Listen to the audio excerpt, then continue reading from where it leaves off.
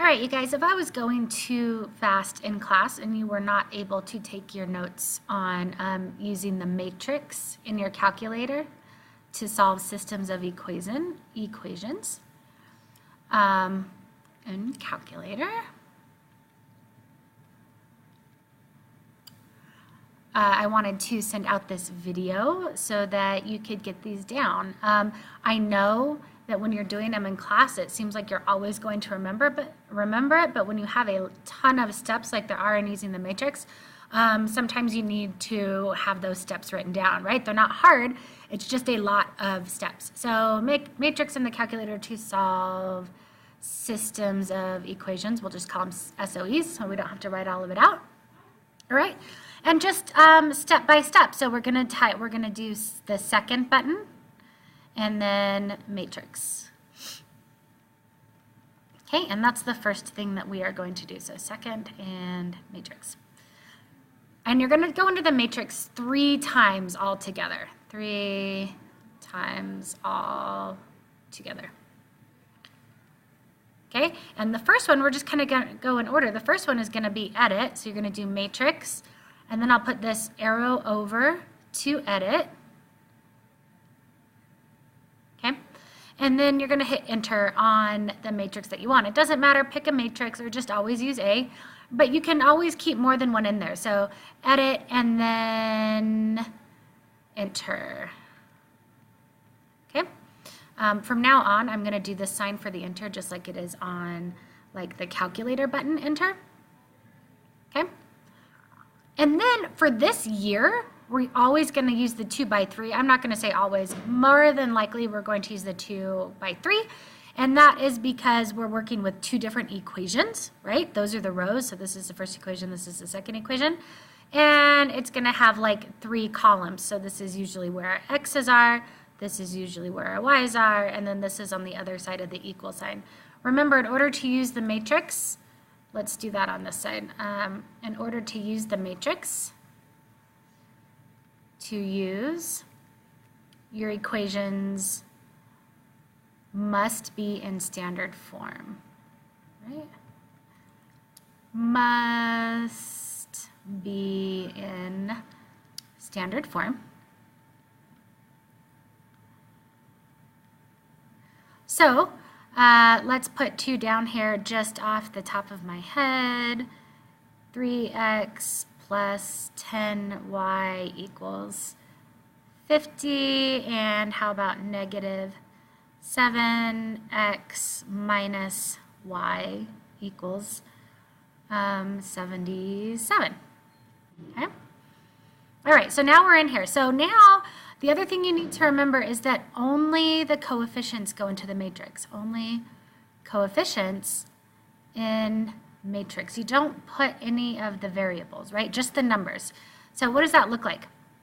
From the top equation, that's going to be 3, positive 3, positive 10, positive 50.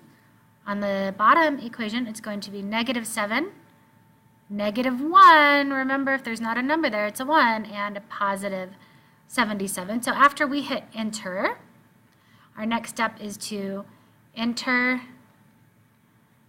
the coefficients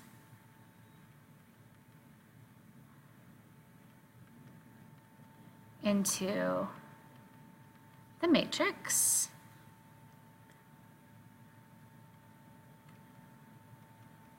So maybe if this is kind of step 1, then maybe this is step 2. So let's go ahead and do that. You can arrow over until you're in the matrix. And then once you put the number, like it's going to be 3, enter, and then 10, enter, and then 50. And then I don't need that decimal there. Enter, and then negative 7, and you have to use that negative by the decimal point. This negative or minus sign only counts as a minus sign. That's not how it is in real life. That's just how it is on the calculator. Negative 7, negative 1, enter, and then 77. Okay, and then this next part you have to do. You have to, I don't know why the calculator has to do it this way, but you have to quit okay, which is second and then mode.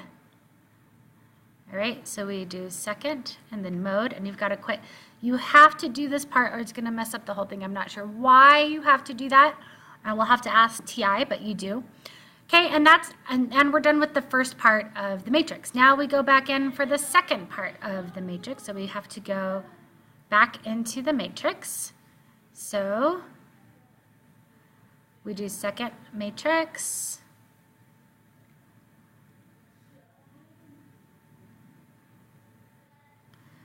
And then this time we only go over to math.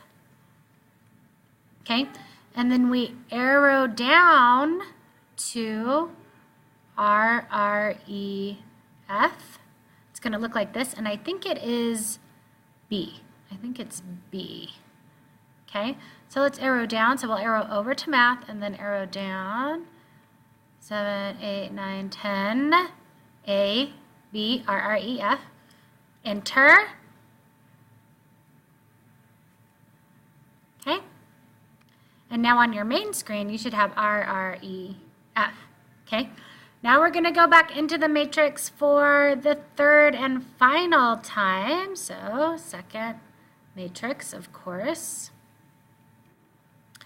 And this time we're not going to arrow over because we're going to be right where we need to be. So this RREF, that's telling the calculator what we want to do to the matrix. And this next part, we're telling the calculator which matrix to use. Because remember, we have A, B, C, D, E, F, G. I don't know how long it goes on, but it does go on. So you have to say which one do you want to use. And I think I just put my stuff in A. So I'm just going to select A. And then we'll just put select the matrix you used.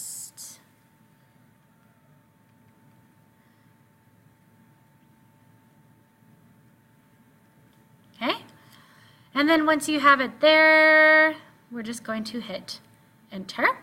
Okay, and what this is saying, I need to look at the way I wrote this in. So I started with my x's, and they need to be in order. The x's need to be in a line, and then we put in the y's and then the numbers.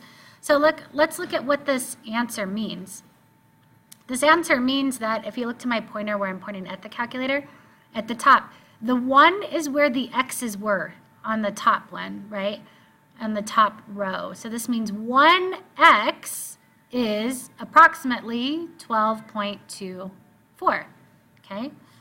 So here, our x was approximately 12.24, and our y was approximately, because on the bottom, go back to the calculator, now the 1 is in the y spot. So this means 1y is approximately 8.67.